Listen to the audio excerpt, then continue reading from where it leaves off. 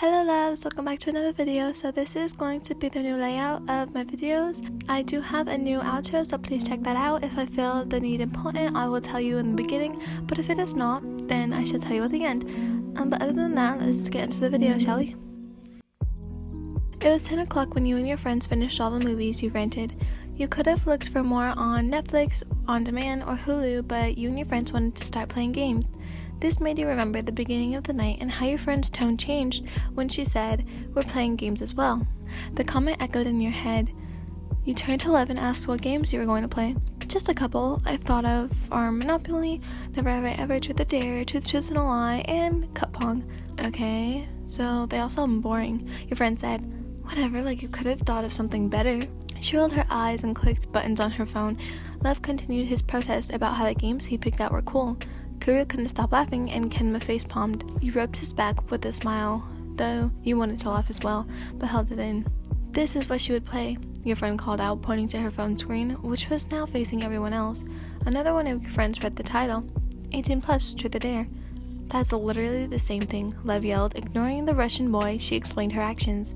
"The game is computer programmed." She then paid attention to Lev and said, "So Truth or Dares won't be lame." He rolled his eyes at her. "Okay, then let's play." She typed her name in, passing the phone around for everyone else in the circle that was now formed on the floor by your friends. Once the phone returned, she set it in the middle and clicked start. The phone chose a random name and asked the question, "Truth or Dare?" It was Kuru's name, and he clicked dare. Like that was a question. The girl sitting next to you teased. "Let the person to your right kiss you anywhere on your body," read the screen. Kuru gasped as he saw who was to the right of him. "Oh, hell no." "It was a damn mate, you can't turn it down," reminded Lev, who was on the right to him.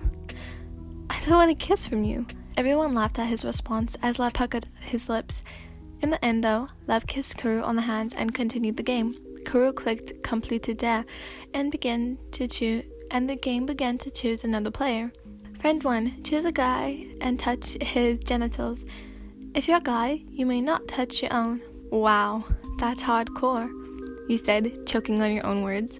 Your friend immediately covered her face out of embarrassment. "What do you even do in this situation?" Kenma asked. Your friend looked up and took a deep breath. She looked at your other friend across from her and asked, "Does it have to be in a circle or can we go somewhere private?" She thought about it. "Well, it didn't say anything about where, so I guess technically it doesn't matter." Friend 1 shakily nodded her head and turned to face you. She looked away, glancing between Kuru and Lev, knowing that Kenma was off limits. Finally, she spoke. "I swear to God, if any of you bring this up, I will punch the living hell out of you. Is that understood?" Everyone, grinning widely, agreed. "Okay, now don't take this the wrong way." She stood up towards the hall and continued. "Let's get this over with. Come on, Lev." His face showed shock, but attentiveness as well. He stood and followed her. They made it all the way to the restroom before the rest of you burst out laughing.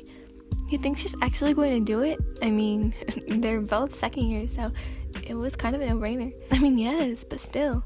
Kuru looked at Kenma. They conversed with their eyes. "Girls, huh? I guess so." The chit-chatter quieted down when Lev and your friend returned. You and your friend, sitting down, both teased. "So, shut the fuck up, YN. They were just asking. I will beat your ass, friend 2. Okay.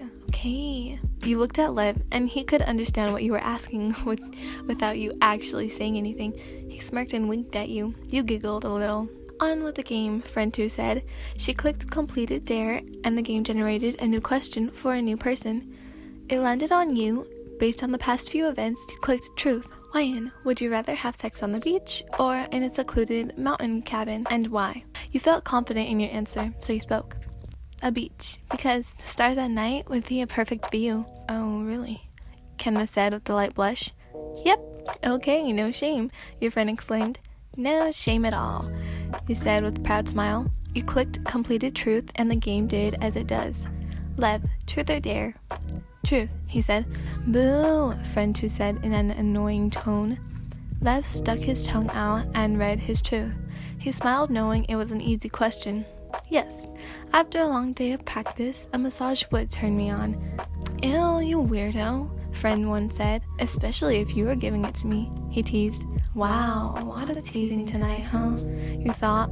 Lev clicked completed truth. "This is so boring. Would someone choose dare again?" Kenma, truth or dare? Fine. Kenma clicked dare. Choose 2 people to make out with. The letters across the screen said. He smirked and pointed towards himself and you. Wait, what? Now? He didn't give you any time to back out or respond before pulling you into a kiss. During the makeout sesh, you could hear clicks of cameras. You pulled away, seeing your friends with their phones up. You covered your face from the camera view. You felt Kenma pull you into a tight hug from behind as friend 2 clicked complete dare. And just like that, a new knee popped up. Friend 2, truth or dare? Dare, obviously, she said, way too enthusiastic, and before she knew it, she was regretting her decision. Choose you and 2 other people to streak across town. Her jaw dropped. No way, she said, flustered. I'm not doing that. It's too late. You were the one who was so insistent on us to choose dare. Now, you choose dare, and it's your turn, so complete it. And it's not like you have to do it by yourself. You're able to choose 2 people to do it with you, Kuru said. This is some bullshit, you said. You think? Friend 1 asked. Hey, it's not my fault. I wanted to skip, but no. It's fucking freezing. Your friend had chosen you and friend 1 to complete the dare. Needless to say, you 2 are not the happiest with the idea. What if someone sees us? The rest of your friend group was sitting in Kuru's truck with non-stop laughter. The 3 of you were each covered in short-ass towels, naked, ready to run around town. Okay, on 3, drop the towels, Kuru shouted from the car. They were going to follow you around town and pick you up in about 15 minutes of humiliation. I mean, how bad could this really be, right? You asked yourself. You were not only nervous because this was the first time Kenma would see you naked, but also because of what he might think afterward. Plus, there were your 2 friends standing right next to you. You didn't want your boyfriend seeing them naked and think they might be better than you. You had a lot of insecurities, but you always hid them. However, right about now, you might have just faint. Okay, I'm going to count to 3, Kuru shouted. Just hurry the fuck up, I'm not in the mood for games. You're such an ass, friend 2. Why would you make us do this too? You bickered. Well, we're all best friends, and best friends are supposed to take on each other's good choices, bad choices, regrets, mistakes, and most importantly, burdens, she argued. You bitch, friend 1 said, laughing. You and your friends cracked up as well. Okay, ready? Hurry up, you dick. 1, oh boy, you thought. 2, you guys, I'm scared, friend 1 admitted. Drop the towels. Without hesitation, you and your friends dropped the towels and ran. You could hear the laughing from Kuru's truck, though only barely since you and your friends' giggles were covering them up. You ran and ran, getting all different types of looks from all kinds of people.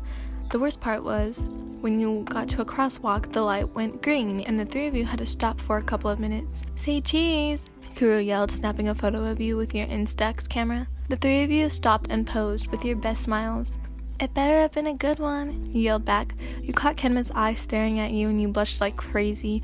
You waved and he winked, just as you were getting pulled on to continue running. Then you heard noises, sirens to be exact. You turned around and, oh shit, you guys, fucking police. Yep, it was time to get saved. Kuru pulled over at a gas station and you 3 jumped in for dear life. You were handed towels and you gladly accepted.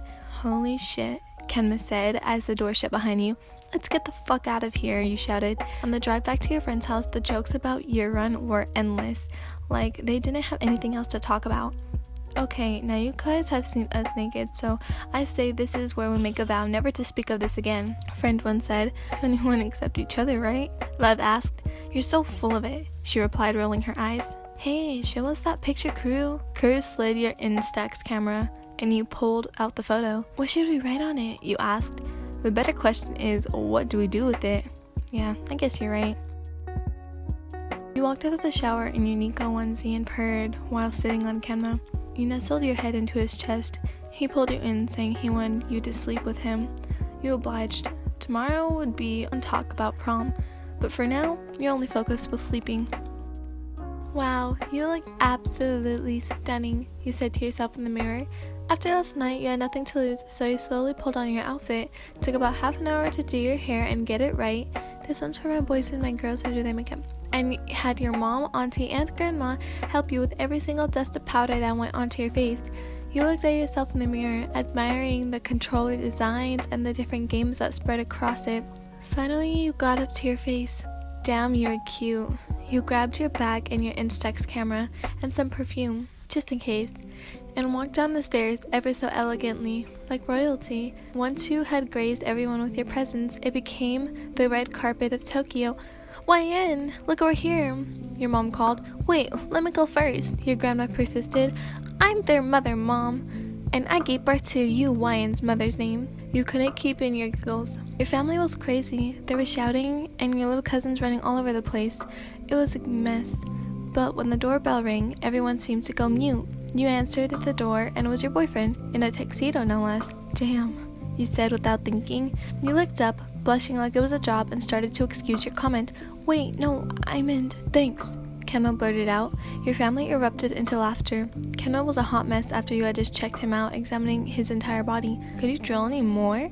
one of your cousins shouted. "Shut up," he yelled back. You turned back to face Kenma. "I'm sorry about all this." He shook his head. "It's no big deal. I know how your family can be."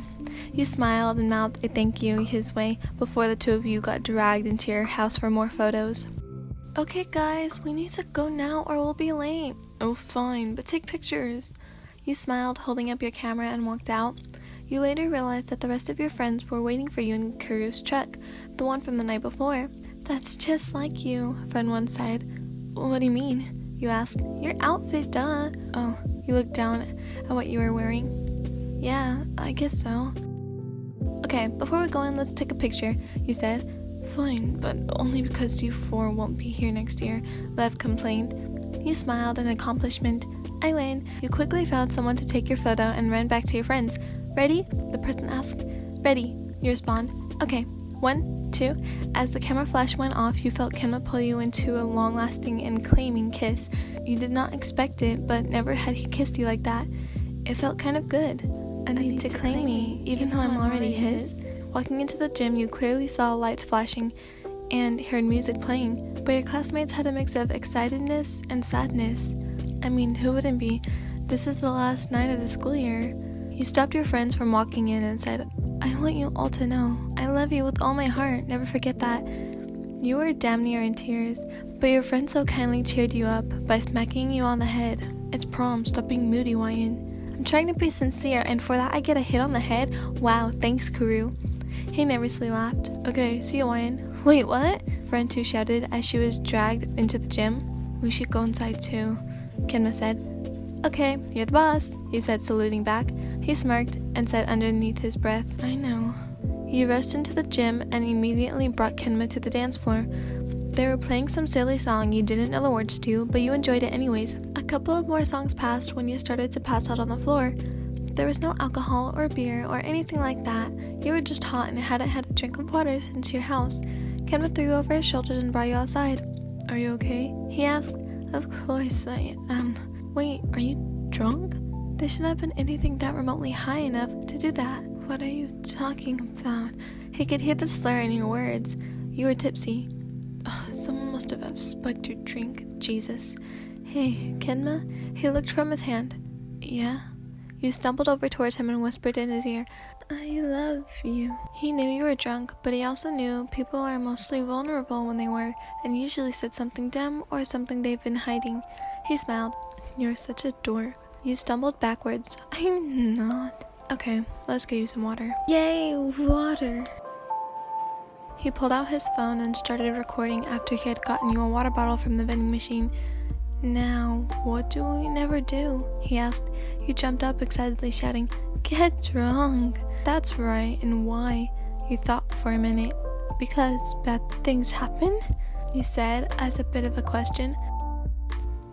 "I hate you," you said. It was the morning after. You had just woken up from a nap, had some coffee, and Kenma had just shown you the video he took. He laughed. "Not my fault." "Okay, but I wasn't even drunk." "There was nothing that could have gotten me drunk, which is why I think someone spiked your drink. You would never willingly get drunk." "Yeah, I'm too smart for that," you said confidently. Yeah. "Do you remember anything?" "No, everything's a blur after you took me outside," you said in the moment of smacking your hand on your head. You had a massive hangover and was not in the mood for a lecture, especially from your boyfriend, who was supposed to always be on your side. "Do you want to know?" he asked, holding in his laughter. "Sure, why not? Give me some more humiliation." You asked for it. You rolled your eyes. Kenma sat next to you and explained what happened after you took the video. So I put my phone away. I brought you back inside because you seemed to calm down a bit, and I didn't want you to miss out on prom. You nodded. We walked in and you started dancing again. I watched from afar because I don't like to dance. However, that same guy that pulled you into the broom closet walked over and began dancing next to you. I couldn't help myself. He paused. What did you do? He looked up smiling like a madman. Kenma? He dragged his name out. I may or may not have picked you up. How did you pick me up? You said with concern written all over your face. He blushed a little and looked to the ceiling. Well, your legs were wrapped around my waist and your arms were on my neck, and you took Cherry Bomb to the next level. You were exploding with the color pink and red. Oh my god, I can't believe I did that. That's not the worst bit, he said. What do you mean? He again nervously chuckled. I also kissed you to the point where we were thrown out. Sweet baby Jesus, you cried, burying your face into your hands. I mean, it was pretty hot, Cruz said from across the living room. You faced the door, then back at Kenma and slid down in your chair in shame. You hid under the table for a while. Just as Kenma was leaving the kitchen, he stuck his head under the table with his hand on top. He looked at you dead in the eyes. You could feel his morning breath hit your neck as he said, Cruz right though. You gave him a questioning look. He smiled. It was pretty hot. Then he walked away. You were left flabbergasted. How could he say that and walk away? Then again, that's one of the main reasons I fell in love with him, right? You reminded yourself. So, what to take away?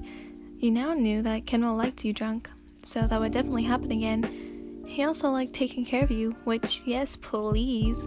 And he does have a manipulative side to him, so he was the whole package. People say one lifetime isn't enough to find true love. Some people say you never will, and very few say it's possible if you believe. Well, I'm living it, so I guess I'm among the few that believe, he said proudly. I don't want this to end, but there's so many parts, and somebody told me that I shouldn't make it very long, so this was the final part. There will be no more of this series. You guys, oh my god, this is heartbreaking because this is what started the channel. I'm gonna have to say goodbye. You guys, loves, oh my god, mates, oh my god. Okay, so yeah, I hope you loves enjoyed this story. This was much longer than my others because it was 2 parts put together. But you guys deserved it. Stay for the outro because oh my god, it is so pretty. Anyways, bye loves. All the girls are looking fine, but you're the only one on my mind.